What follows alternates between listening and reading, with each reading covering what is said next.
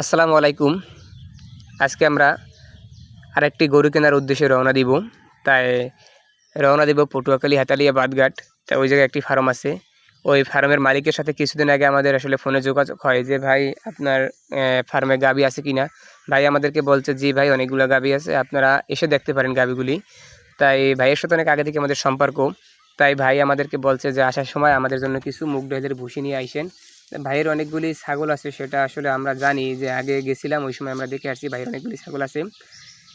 আপনারা আমাদের জন্য দোয়া করবেন, আমরা যেন আসলে ওই জায়গা থেকে আরেকটা গাভী কিনতে পারি। আর আমাদের আগের যে গাভীটি ছিল ওই গাভীটিও আসলে আমাদের ওই জায়গা থেকে কেনা, এবং ওই থেকেই ভাইয়ের সাথে আমাদের সাথে একটা সম্পর্ক হয়। এই জন্যই ভাইয়ের কাছে আগে আমরা আসলে জিজ্ঞাসা করি যে ভাই আপনার গাভী আছে কিনা।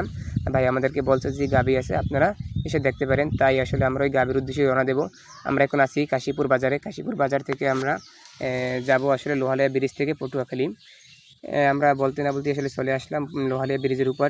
এই ব্রিজটির কারণে আসলে একটা সময় আমাদের অনেক কষ্ট হইতো এবং আমরা সরাসরি চাইলে পটুয়াখালী যেতে পারতাম না। আমাদের ওই সময় আসলে যেতে হইতো খেয়া পাড়িয়ে। তাই আলহামদুলিল্লাহ আমাদের এখন অনেক যাতায়াতের পথটা অনেক ভালো হয়েছে।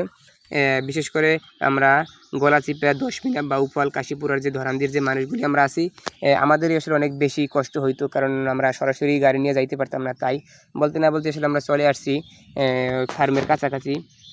এখন আসলে আমরা দেখবো যে ফার্মের ভিতরে কী রকমের গরু আছে এবং কি আসলে গরু দেখতে আমরা আসলাম। আমরা আসলে একটা গাভী গরু কিনবো, আসলে ওই উদ্দেশ্যে আসছি। খুব সুন্দর যে দুইটা বাচ্চা দেখলাম প্রথমে ঢুকে, বাচ্চা দুটো খুবই ভালো লাগছে।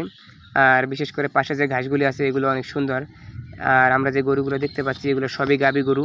এ জায়গায় আসলে কোনো বলদ গরু নাই, সবই গাভী গরু। তাই আসলে আমরা দেখবো যে আসলে ভাইয়ের গাভীগুলো কেমন, এবং দেখে শুনি আসলে গাভী কেনা ভালো।